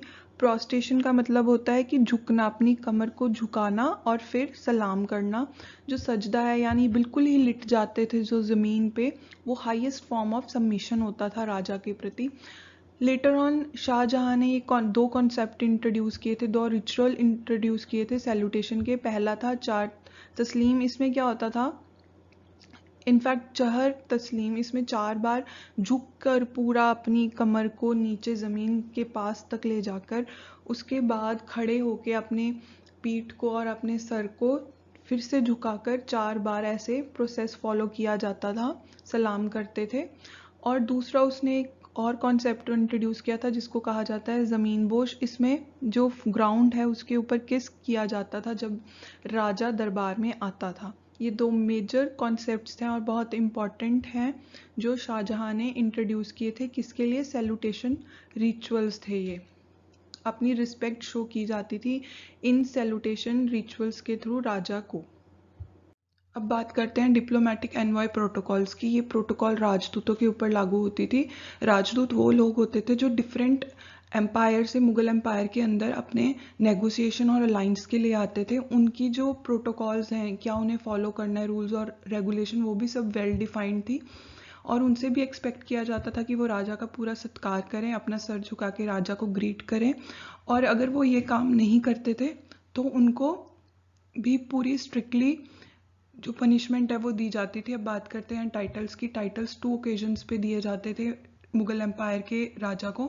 सबसे पहले तो जब वो थ्रोन पे बैठता था पहली बार, यानी कि तख्त पे बैठता था, तब उसको टाइटल दिया जाता था। और दूसरी बार तब दिया जाता था जब वो बैटल ग्राउंड्स पे अपने एनिमी को जो है हरा देता था। और ये जो टाइटल्स होते थे ये कुछ इस प्रकार होते थे: बादशाह ऑफ हिंदुस्तान, आलमपना, जापना, शहनशाह। ये सारे जो हैं ये टाइटल्स थे। जैसे औरंगज़ेब ने अपने नाम के आगे आलमगीर का प्रयोग किया था तो उसको आलमगीर औरंगज़ेब के नाम से जाना जाता था। तो इसमें जो आलमगीर था ये उसका टाइटल था, उसका नाम नहीं था। ये सारे रीगल प्रोटोकॉल्स होते थे। और जब एम्पायर में राजा अपने कोर्ट में आता था तो एक नकीब नाम की व्यक्ति द्वारा ये सारे टाइटल्स अनाउंस किए जाते थे उसके कोर्ट में आने से पहले। और मुगल एम्परर ने अपने पीपल ऑफ मेरिट, यानी कि जो लोग एक्सेप्शनल काम करते थे उनके कोर्ट में या उनके एम्पायर के लिए, उनको भी टाइटल दिए थे। लास्टली जो लोग टाइटल्स को जो है ऑनर्स को ले नहीं पाते थे तो वो लोग इसको पे करते थे, टाइटल्स को खरीदते थे। और इसी के चलते जो मुगल एम्पायर है उसने बहुत ज़्यादा धन इकट्ठा किया था अपने ट्रेजर में। तो ये जो हैं ये सारे हमारे टाइटल्स के जितने भी रूल्स एंड रेगुलेशन है वो हमने कंप्लीट कर लिए। नेक्स्ट चलते हैं, अवार्ड्स की बात करते हैं। सबसे पहले तो ये अवार्ड्स एक्नॉलेजमेंट का एक ज़रिया था करने का, कि शाबाशी देने का एक ज़रिया था कि हाँ, हमने आपका जो काम आपने हमारे लिए किया है उसको सराहा है। और ये भी 3-4 टाइप के होते थे एक्नॉलेजमेंट या अवार्ड्स जो दिए जाते थे। सबसे पहले तो खिलात होता था। खिलात क्या होता था? एक रोब ऑफ ऑनर था, मतलब एक कपड़े का पीस होता था, जैसे हम कहते हैं सूट। पर ये खिलात कब बनता था? जब राजा इसको एक बार पहन के अपने जो जिसको एक्नॉलेज करना उस पर्सन को देता था। कुछ इस टाइप के होते थे ये रोब ऑफ ऑनर्स, खिलात। उस टाइम राजा इसी प्रकार के कपड़े पहनते थे। तो जब वो पहन के किसी को आगे देते थे तो उसको खिलात बोलते थे। फिर साफा होता था, ये कंप्लीट कलेक्शन होती थी ट्यूनिक्स की, कुछ इसी प्रकार की होती थी ट्यूनिक्स जो आप अपनी स्क्रीन पे देख पा रहे हैं। और फिर टर्बन होता था और शैश होता था, पटका। ये सभी जब एक साथ दिए जाते थे तो इसको साफा का नाम देते थे। फिर उसके बाद अवार्ड्स में ज्वेल्ड ऑर्नामेंट्स भी देते थे, यानी महंगे महंगे हीरे जवाहरात दिए जाते थे। और पद्म मरूसा जो होता था वो कुछ इस प्रकार का होता था। एग्जैक्टली ऐसा नहीं होता था, ये तो जस्ट मैंने रेफरेंस के लिए यूज़ किया है। ये बहुत एक्सेप्शनली दिया जाता था। जब कोई, जैसे आज के टाइम पे पद्म विभूषण, पद्मश्री दिया जाता है, उस टाइम पे द ब्लॉसम लोटस, जिसको हम पद्म मरूसा के नाम से जानते हैं, ये एक्सेप्शनल केसेस में दिया जाता था। जो मुगल्स थे वो गिफ्ट को भी एक्सचेंज करते थे और ये अकॉर्डिंग टू प्रोटोकॉल ही फॉलो होते थे। जो लिखित है, जो रूल्स एंड रेगुलेशन है, वैसे ही गिफ्ट्स का आदान प्रदान होता था, एक्सचेंज होती थी। सबसे पहले तो ये माना जाता था कि जितनी प्राइस आपके गिफ्ट की और क्वालिटी हाई है, आप उतना ही राजा को रिस्पेक्ट और रिगार्ड, ऑनर दे रहे हो। कोई भी कोटियर जो था वो राजा के पास खाली हाथ नहीं जाता था और राजा को गिफ्ट लेकर ही वो उससे पर्सनली मिल सकता था। इस प्रकार डिफरेंट डिफरेंट गिफ्ट्स का भी एक्सचेंज जो था वो हम मुगल एम्पायर में होता था। Let us talk about part 3। ये लास्ट पार्ट है आपके चैप्टर का, जो थीम नंबर 9 है, और इसके साथ ही हमारा जो टॉपिक है वो ख़त्म हो जाएगा। But before that let us talk about कि हम इस पार्ट में क्या सीखेंगे। सबसे पहले तो हम एम्परर का जो शेड्यूल है वो कैसे अपना दिनचर्या जो था उसको मैनेज कर रहा था, कैसे उसका जो डेली का काम है वो हो रहा था, वो उसके बारे में बात करेंगे। Then we will talk about imperial household, यानी कि रॉयल हाउस होल्ड कैसा था, उनका स्ट्रक्चर क्या था, कैसे कैसे लोग जो इम्पीरियल हाउस होल्ड है उसमें रहते थे और उनके रैंक्स क्या होते थे वहाँ पर भी। फिर हम बात करेंगे रिक्रूटमेंट प्रोसेस की और जो रैंक्स ऑफिशियल जो वर्क प्लेस थी वहाँ कैसे थे। फिर हम बात करेंगे इंफॉर्मेशन एंड एम्पायर की, यानी कि जो इम्पोर्टेंट इंफॉर्मेशन थी। अब मुगल एम्पायर इतना बड़ा था तो वहाँ पर किस प्रकार से एक पार्ट से दूसरे पार्ट तक इंफॉर्मेशन पहुँचाई जाती थी उसके बारे में बात करेंगे। फिर हम बात करेंगे बियॉन्ड द सेंटर। अब मुगल एम्पायर इतना बड़ा था, जैसे मैंने आपको ऑलरेडी बताया है, तो अकेले सेंटर से तो कंट्रोल होगा नहीं, उसके लिए डिफरेंट डिफरेंट सब पार्ट्स बनाए जाएंगे जिनको हम प्रोविंसेस के नाम से जानते हैं। वहाँ पर कैसे सारा मैनेजमेंट हो रहा था मुगल एम्पायर का, उसके बारे में बात करेंगे। लास्ट जो हमारा टॉपिक होगा वो होगा बियॉन्ड द फ्रंटियर्स। अब विद इन द एम्पायर के बाद बात आती है कि जो एम्पायर के फ्रंटियर्स थे यानी कि बाउंड्रीज थी, उसके बाद बाहर कैसा जो रिलेशनशिप था मुगल एम्पायर का बाकी के स्ट्रॉन्ग प्रोमिनेंट लीडर्स के साथ, एम्पायर्स के साथ, उसके बारे में बात करेंगे। चलिए टॉपिक शुरू करते हैं। सबसे पहले तो बात करेंगे एम्परर्स शेड्यूल की। जो एम्परर था यानी कि जो किंग था वो अपना जो डे है वो पर्सनल रिलीजियस डिवोशन और प्रेयर से स्टार्ट करता था। ऐसा नहीं था कि एम्परर है तो उसको कोई काम नहीं करना, राजा है तो उसको बस आराम करना, नहीं, उसकी भी एक प्रॉपर स्ट्रक्चर था दिन का जो शुरू होता था। सबसे पहले वो प्रेयर करता था, फिर वो झरोखे में जाके खड़ता था। इस टाइप का होता था झरोखा, मेन एक विंडो होती है महल की, वहाँ पर जाके वो खड़ता था। फेसिंग टू द ईस्ट होता था, यानी कि जहाँ से सनराइज करता है उस तरफ वो मुंह करके खड़ता था। ये भी एक वे था शो करने का कि जो किंग है वो एक सन ऑफ गॉड है, उसको भगवान ने भेजा है ताकि वो लोगों का भला कर सके। उसी झरोके के नीचे जो क्राउड होता था, जो लोग होते थे उस एरिया के, वो खड़ते थे और अपने जो प्रॉब्लम्स हैं उसके बारे में शेयर करते थे राजा से, और जो राजा है वो भी ट्राई करता था कि वो उनकी प्रॉब्लम्स उसी दौरान जो है सॉल्व कर सके। जस्ट जैसे आजकल एक्टर्स के घरों के नीचे लोग खड़ते हैं और उनका अभिनंदन करने एक्टर्स बाहर आते हैं, उनको ग्रीट करने बाहर आते हैं, वैसे ही सेम जो प्रोसेस है उस टाइम पे फॉलो किया जाता था मुगल एम्पायर के दौरान। अब बात करते हैं कि जो स्टेट ऑफिसर्स हैं, उसके बाद जब किंग है, ये वाला झरोके वाला टाइम पीरियड 1 आवर्स का होता था, उसके बाद वो ख़त्म करके 1 आवर के बाद वो दीवाने आम में आता था। वहाँ पे सारे जो प्राइमरी बिजनेस होते थे या जो भी काम काज होते थे उस टाइम पे वो सारे दीवाने आम में शेयर होते थे, और जो ऑफिशियल्स हैं वो सारी रिपोर्ट वहाँ प्रेजेंट करते थे। जो भी रिक्वेस्ट है वो सारी दीवाने आम में, जो बहुत ज़्यादा इम्पॉर्टेंट टॉपिक्स से नहीं होती थी, वो सारी दीवाने आम में शेयर होती थी। और जो भी इम्पॉर्टेंट, जैसे कि हमारी कैबिनेट है आज, वो जो डिस्कस करती है वो हमारे जो पब्लिक है वहाँ पे आउट नहीं होता, वो मेनली उन कैबिनेट मेंबर्स के बीच में ही रहता है। वो बहुत कॉन्फिडेंशियल मैटर्स जो होते हैं वो सारे दीवाने खास में शेयर होते थे, जिसका आज का जो रूप है वो है हमारी कैबिनेट।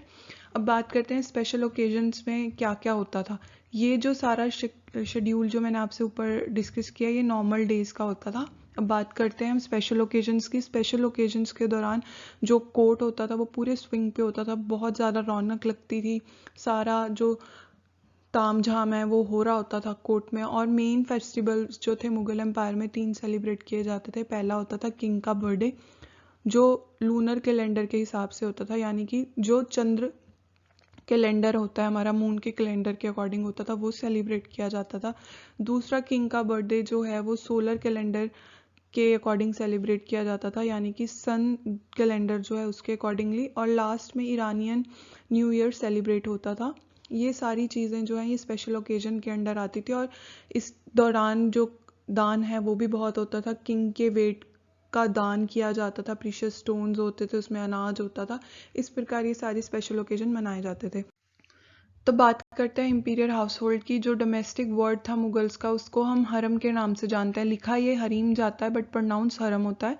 देन उस हरम में कौन कौन होता था? एम्परर की वाइफ्स होती थी, उनकी कॉन्क्यूबाइंस होती थी, रिलेटिव्स होते थे, फीमेल सर्वेंट्स और स्लेव्स, सभी एक जगह इस टाइप का हरम होता था। बहुत लैविश प्लेस होती थी, एक फोर्ट में बनाई जाती थी और इन लोगों को डेडिकेटेड होती थी। किन लोगों को? वाइफ्स को, concubines, relative, female servants and slaves. अब इस जो इंपीरियर हाउस होल्ड है इसमें एक और कॉन्सेप्ट को फॉलो किया जाता था, पॉलीगैमी बोलते हैं हम उसको, यानी कि मल्टीपल मैरिज होती थी राजा की। ये अकेली मुगल्स में फेमस नहीं थी मल्टीपल मैरिज। उस टाइम पे राजपूत राजा और वेल्दी क्लास के जो लोग थे वो भी मल्टीपल मैरिज का कॉन्सेप्ट फॉलो करते थे। और ये जो कॉन्सेप्ट है बेसिकली पॉलिटिकल रिलेशंस को बिल्ड करने के लिए फॉलो किया जाता था। जब पॉलिटिकली कोई अलाइंस करना होता था तो राजा अपनी बेटी की शादी दूसरे राजा के घर कर देते थे और एक दूसरे को वो टेरिटरीज भी दे देते थे मेहर में, यानी कि दहेज में। तो इस तरीके से ये पॉलिटिकल रिलेशंस को और जेलअप करते थे और ग्लूड करते थे। इस प्रकार ये सारी फॉलो जो होती थी policies for better and strong empire build करने के लिए। और मुगल हाउस होल्ड में जो एक वाइफ्स होती थी उनको भी एक हिराकी में रखा जाता था। सबसे पहले तो बेगम्स जो होती थी वो रॉयल फैमिली से बिलोंग करती थी, उनको बेगम्स बोलते थे। फिर अघाज होते थे जिनको, जो नोबल क्लास या कह लो रॉयल फैमिली से नहीं बिलोंग करती थी बाय बर्थ बट वो राजा की वाइफ होती थी, उनको अघा कहा जाता था। फिर अघाचारा और या कह लो लेसर अघा जो होती थी वो कॉन्क्यूबाइंस होती थी। फिर उसके बाद अब बात करते हैं ख्वाजा सरा की। ख्वाजा सरा बहुत इंपॉर्टेंट रोल प्ले करते थे हरम के स्ट्रक्चर फॉर्मेशंस में। सबसे पहले तो वो एक गार्ड और सर्वेंट का काम करते थे, इनके ऊपर पूरी सिक्योरिटी जो थी वो निर्भर होती थी हरम की। लेटर ऑन जो जहांगीर का रूल आया जब, तो उसकी वाइफ जो थी नूरजहां, उन्होंने फिनेंशियल कंट्रोल को भी बहुत ज़्यादा इंपॉर्टेंस दी। उन्होंने इंट्रोड्यूस करवाया financial control for Mughal queens. उससे पहले सिर्फ एक पॉकेट मनी के रूप में जो क्वींस हैं उनको जो मनी है वो प्रोवाइड कर दी जाती थी, but later on financial control भी मुगल क्वींस को मिलने लग गया फ्रॉम जहांगीर्स रूलिंग पीरियड। उसके बाद बात करते हैं इंटेलेक्चुअल साइड की। जो ये रानियां थी, बेगम्स थी, क्वींस थी, उनकी इंटेलेक्चुअल साइड हमें देखने को बहुत प्रोमिनेंटली मिलती है। सबसे पहले तो हुमायूं नामा जो था वो गुलबदन बेगम ने लिखा था।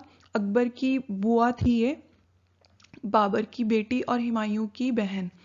तो इन्होंने हुमायूं नामा लिखा था और इससे यह पता चलता है कि इंटेलेक्चुअली भी जो ये रानियां थी ये बहुत ज़्यादा ग्रोन थी, बहुत ज़्यादा स्ट्रॉन्ग थी। इनके कॉन्सेप्ट्स जो थे वो बहुत क्लियर थे और इन्होंने, गुलबदन बेगम ने बहुत डिटेल बताया है अपने हुमायूं नामा में कि कैसे जो हाउस होल्ड था मुगल हाउस होल्ड वो कैसे काम करता था। उसके बाद जितने भी क्रॉनिकल्स लिखे गए उनमें इतना डिटेल डिस्क्रिप्शन नहीं मिलता हमें हाउस होल्ड का। तो इस प्रकार से हम ये भी कह सकते हैं कि इंटेलेक्चुअल साइड जो थी मुगल रानियों की वो भी बहुत स्ट्रॉन्ग थी। फिर हम बात करते हैं रैंक्स एंड रिक्रूटमेंट प्रोसेस कैसा था मुगल एम्पायर में। देखिए सबसे पहले जो एम्पायर है वो डिफरेंट डिफरेंट ऑफिसर्स को अपॉइंट करके चलाया जाता था। अकेला ऐसा नहीं था कि राजा ही सारा जो स्ट्रॉन्ग कंट्रोल है वो कर रहा है, वहाँ पे डिफरेंट डिफरेंट नॉबल्स को अपॉइंट किया जाता था। और जब ये ग्रुप ऑफ नॉवल्स थे उसको हम नॉवेल्टी बोलते थे, और जब वो सिंगल होते थे, इंडिविजुअल स्टैंड होता था, तो हम उसको नॉबल बोलते थे। मुगल एम्पायर के अंदर 9 रत्न बहुत फेमस थे, उनको ही हम नॉबेल्टी के नाम से जानते हैं। और सबसे गौर करने वाली बात यह है कि डिफरेंट डिफरेंट रिलीजन ग्रुप्स में जो लोग होते थे उनको भी अपॉइंट किया जाता था नॉबल्स बनने के लिए। ऐसा नहीं था कि सिर्फ मुस्लिम्स या मुगल जो रिलीजन से बिलोंग करते हैं उन्हीं को नॉबल्स या जैसी हाई रैंक दिए जाते थे, सभी रिलीजन ग्रुप्स को इक्वल इंपॉर्टेंस दी जाती थी। ये जो कॉन्सेप्ट था ये इसलिए इंट्रोड्यूस किया गया था कि कोई एक सेक्शन ऑफ सोसाइटी इतना स्ट्रांग ना हो जाए कि वो अथॉरिटी को चैलेंज करने लग जाए। इसलिए सारे रिलीजन्स को एक जैसा ही ट्रीट किया जाता था during appointment of the nobles. अब बात करते हैं इंपीरियल ऑफिशल्स की। इंपीरियल ऑफिशल्स को हम किस नाम से जानते हैं? हम उनको मनसरदार के नाम से जानते हैं, और जो उनके ऑफिसेस थे उनको हम मनसब बोलते थे। और ये इनके रैंक्स जो थे वो ज़ात नाम से फेमस थे, यानी कि जितना आपका रैंक होगा वही आपकी पोजीशन होगी और उसी से रिलेटेड आपको सैलरी मिलेगी। ये किससे जानी जाती थी? एक मनसबदार की उसकी ज़ात से, यानी कि उसके रैंक से। और उसके बाद सवार उसके पास कितने होंगे ये भी उसका ज़ात डिसाइड करता था, उसका रैंक डिसाइड करता था कि उसको कितने हॉर्समैन वो है मेंटेन करने हैं। और 17वीं सेंचुरी में जितने मनसबदार थे 1000 ज़ात से ऊपर या 1000 ज़ात से बिलोंग करते थे, उनको हम जो था नॉबल्स का रैंक देते थे, और वो प्लूरली जाने जाते थे आमिर नाम से और सिंगुलरली जाने जाते थे उमराव नाम से। ये बहुत इंपॉर्टेंट कॉन्सेप्ट है, ये याद रखें। उसके बाद बात करते हैं वर्किंग ऑफ नॉवेल्स की, कि नॉवेल्स की क्या वर्किंग होती थी। एक तो जब भी कोई जंग लगती थी या बैटल ग्राउंड्स में इनको अपने हॉर्समैन लेके पहुंचना होता था।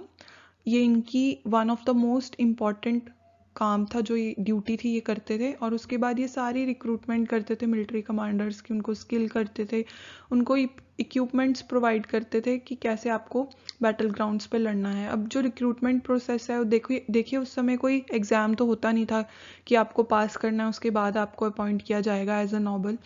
नहीं, जो नॉबल्स होते थे उस टाइम के वही जो थे उनके पास अप्रोच लेके जाते थे कि आपको जो है राजा का इंपीरियल एडमिनिस्ट्रेशन वहाँ पे ज्वाइन करना है। आप अपनी सिफारिश लेके उनके पास जाते थे, फिर नॉवेल्स आगे आपकी पिटीशन प्रेजेंट करते थे और राजा उसके ऊपर स्टैंप लगाते थे, आपकी क्वालिफिकेशंस देखते थे, जो भी उस टाइम पे फेमस थी एलिजिबिलिटी, जो भी क्राइटेरिया था आपकी, आप कितने लॉयल हो, आप क्या क्या सर्विस प्रोवाइड कर सकते हो, वो सब देख के आपको अपॉइंट किया जाता था। और जब ये आपकी पिटीशन जब नॉवल लेके जाता था उसको तजवीज़ बोलते थे, और ये एम्परर के पास आपको लेके जाते थे और फिर एम्परर आपको मनसबदार के रूप में अपॉइंट करते थे। और ये सारी जब अपॉइंटमेंट होती थी, राजा तो सिर्फ वर्बली बोल देता था, फिर उसके बाद जो मीर बख्शी नाम की एक पोजीशन होती थी वो आपको अपॉइंट करती थी, वही सारी प्रमोशंस देखते थे। और दीवान अल्लाह जो था, दीवान आला, वो फाइनेंस मिनिस्टर के नाम से जाने जाते थे, और सदर उस सुदूर जो थे वो मिनिस्टर ऑफ ग्रांट्स के नाम से जाने जाते थे। ये दोनों इंडिपेंडेंट होते थे, इनका एक दूसरे के साथ कोई भी जो है डिसीजंस में रोल नहीं होता था, इंडिपेंडेंट ही अपने अपने डिसीजन लेते थे। बट हाँ, ये ज़रूर था कि जब बहुत ज़्यादा सीरियस मैटर्स होते थे तब इनकी एक मीटिंग बुलाई जाती थी और सलाह ली जाती थी आपस में, सभी मीर बख्शे की, दीवान आला की, सदर सुदूर की। बट ये अपने इंडिपेंडेंट रोल करते थे, एक दूसरे के जो मैटर्स हैं उसमें इन्वॉल्व नहीं होते थे, इन्फ्लुएंस नहीं करते थे एक दूसरे के मैटर्स को। अब बात करते हैं इंफॉर्मेशन एंड एम्पायर की। सोचने वाली बात है कि इतना बड़ा Mughal empire from north to south to east to west, तो कैसे जो इन्फॉर्मेशन है वो राइट प्लेस पे राइट टाइम तक पहुंच जाती थी। मुगल एडमिनिस्ट्रेशन ने बहुत ही ज़बरदस्त अपना नेटवर्क बिल्ड किया हुआ था, और जो मीर बख्शी थे, एक पोजीशन होती थी उसके अंडर वकिया नाविस करके एक पोजीशन होती थी, या कह लो उनके कोऑर्डिनेटर होते थे। वो सारे record day to day basis पे मैनेज करते थे, और मीर बख्शी उनके जो द्वारा रिकॉर्ड लिखे गए हैं किनके द्वारा, वकिया नाविस के द्वारा, उनको सुपरवाइज करते थे। और जितनी इंफॉर्मेशन है वो one place to another place पहुंचाई जाती थी।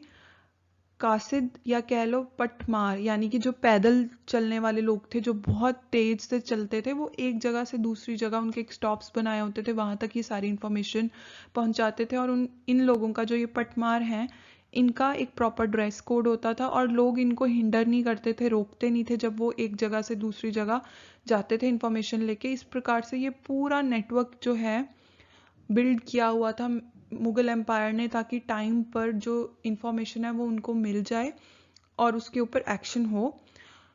और ये जो सारे पटमार थे, इनके एक एक स्टेट में उस समय तो प्रोविंसेस होती थी, तो वहाँ पे एक हेडक्वार्टर्स होते थे, वहाँ पर ये पहुँचते थे, फिर उससे अगला जो पटमार है वो वहाँ से न्यूज़ पकड़ के आगे जाता था। उस टाइम पे टेक्नोलॉजी इतनी डेवलप नहीं थी, तो बाय फुट ही सारी इंफॉर्मेशन एक जगह से दूसरी जगह पहुंचाई जाती थी। अब बात करते हैं बियॉन्ड द सेंटर, यानी कि सेंटर के बाहर की जो चीज़ें थी उनके बारे में बात करते हैं। प्रोविंशियल लेवल होता था सबसे पहले सेंटर, फिर प्रोविंसेस होती थी। प्रोविंसेस का जो स्ट्रक्चर है ऑलमोस्ट सेंटर के स्ट्रक्चर से ही मिलता जुलता था। प्रोविंसेस में दीवान होते थे, बख्शी होते थे और सदर्स होते थे, और जो गवर्नर होता था प्रोविंसेस का उसको हम सूबेदार के नाम से जानते थे। यही सारा कंट्रोल देखता था एक सूबे के अंदर क्या हो रहा है, किसकी जो है अपॉइंटमेंट है वो करनी है, कौन अपना काम सही ढंग से कर रहा है, कौन अपना काम सही ढंग से नहीं कर रहा, ये सारी नॉलेज वहाँ के सूबेदार को होती थी, जैसे कि आज के टाइम पे गवर्नर की पोजीशन है। और ये जो सूबेदार होता था ये डायरेक्टली एम्परर को अपनी रिपोर्ट देता था, उसी के साथ इसका डायरेक्ट रिलेशन था। और इस तरीके से जो हमारा प्रोविंसेस थी, क्योंकि राजा हर जगह पॉसिबल ही नहीं था कि प्रेजेंट हो, इतना बड़ा एम्पायर था, तो राजा को अपने फंक्शंस को आगे डिवाइड करना पड़ता था। तो उन्होंने प्रोविंसेस में भी अपना एक स्ट्रक्चर बिल्ड किया हुआ था, जिसकी जो पावर थी वो राजा से कम होती थी, बट वो इंडिपेंडेंटली अपने डिसीजंस भी ले सकते थे। इस तरीके से बियॉन्ड द सेंटर जो प्रोविंसेस लेवल का काम है वो हो रहा था। अब बात करते हैं बियॉन्ड द फ्रंटियर की, यानी कि जो मुगल एम्पायर के बाहर की एरिया था जहाँ पे उनकी बाउंड्रीज ख़त्म होती थी। तो उस समय के जो प्रोमिनेंट रूलर्स थे उन बाउंड्रीज के बाहर, उनके साथ जो मुगल है उनके कैसे रिलेशन थे। तो सबसे पहले बात करते हैं सफाविद रूलर्स एंड कंधार की कॉन्स्पिरेसी का। जो सफाविद रूलर्स हैं वो ईरान और तुरान के एरिया से बिलोंग करते थे, यानी कि हमारे जो नॉर्थ वेस्ट फ्रंटियर है उसके आगे का जो इलाका था। और सफाविद रूलर्स और मुगल्स की जो आपस में नेगोशिएशन थी वो बिटर स्वीट थी due to Kandahar and Kabul conspiracy. Kandahar और काबुल का इलाका जिसके पास होगा उसी का कंट्रोल होगा हिंदकुश माउंटेन रेंज पे। ये बात सफाविद और मुगल्स दोनों को बहुत क्लियरली पता थी। अब मुगल्स चाहते थे कि उनका कंट्रोल हो कंधार पर, क्योंकि जो भी इन्वेडर नॉर्थ वेस्ट साइड से आते थे, अगर मुगल्स कंधार पे कंट्रोल कर लेंगे तो उनको वहीं पर रोक देंगे, वो भारत के अंदर घुस नहीं पाएंगे। और सफाविद रूलर्स के पॉइंट ऑफ व्यू से देखें तो सफाविद रूलर्स को था कि हमारे पास कंधार का इलाका है, ताकि हम नॉर्थ वेस्ट जो रीजन है वहाँ से भारत के अंदर बहुत आसानी से घुस जाएं। इसको लेके भारतीय मुगलों में और सफाविद रूलर्स में बहुत ज़्यादा जो है आपस में खींचातानी होती थी कंधार के एरिया को लेके। और जो कंधार का एरिया था एक फोर्टिफाइड एरिया था, यानी कि इसके इलाके के बाहर दीवारों से जो है बाउंड्री बनाई हुई थी। एंड में 1622 की विंटर्स में जो सफाविद रूलर्स हैं उन्होंने कंधार पे इन्वेजन कर दिया था। मुगल फोर्सेस ज़्यादा उस टाइम पे एक्टिव नहीं थी और इन्होंने कंधार को अपने हाथों में ले लिया था, यानी कि कंधार के ऊपर अपना शासन शुरू कर दिया था। इस प्रकार जो मुगल्स थे और सफाविद रूलर्स थे इनका रिलेशनशिप बिटर स्वीट था। ये अपने एनवॉइस भेजते रहते थे एक दूसरे के कोर्ट्स में और एक दूसरे को रिमाइंड कराते रहते थे कि कंधार का इलाका हमारा है। सफाविद रूलर्स कहते थे कि हमारा है, बट एंड में 1622 में जैसे कि मैंने आपको ऑलरेडी बताया कि सफाविद रूलर्स ने कंधार को एक्वायर कर लिया था। अब बात करते हैं ऑटोमन्स एंड मुगल्स की। ऑटोमन्स जिनको हम खिलाफत के नाम से भी जानते हैं, ऑटोमन्स के अंडर हिजाज का जो इलाका है वो आता था।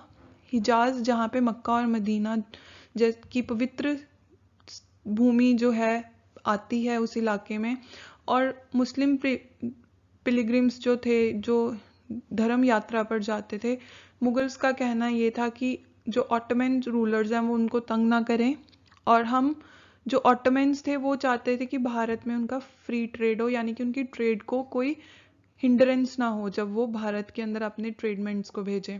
इसलिए जो मुगल्स थे उन्होंने पिलग्रिम्स के बेसिस पे और जो ऑटोमन्स ने उन्होंने ट्रेड के बेसिस पर दोनों के जो रिलेशंस हैं उसको नेगोशिएट किया हुआ था, एक दूसरे के जो पूरी सहायता करने की कोशिश करते थे। और इस प्रकार रिलीजन एंड कॉमर्स का भी बहुत ज़्यादा इम्पोर्टेंस योगदान था इन दोनों के रिलेशनशिप को बिल्ड करने के लिए। बट लेटर ऑन जब औरंगज़ेब ने अपना शासन शुरू किया तो उसने पाया कि जो ये चैरिटी कर रहे हैं हिजाज के एरिया में, वहाँ पर थोड़ी करप्शन हो रही है, इनके जो ट्रेड में एक दूसरे से ये अर्न कर रहे हैं उसमें करप्शन हो रही है, तो उसने ये कॉन्सेप्ट को बंद कर दिया था। इस प्रकार ऑटोमैन और मुगल्स के रिलेशन जो है वो फ्री ट्रेड और पिलग्रिम्स के ऊपर डिपेंड करते थे। अब बात करते हैं the last concept, Jesuits at the Mughal court, यानी कि जो मिशनरीज थी वो मुगल कोर्ट तक कैसे पहुंची। सबसे पहले तो थोड़ी सी हिस्ट्री की बात कर लेते हैं।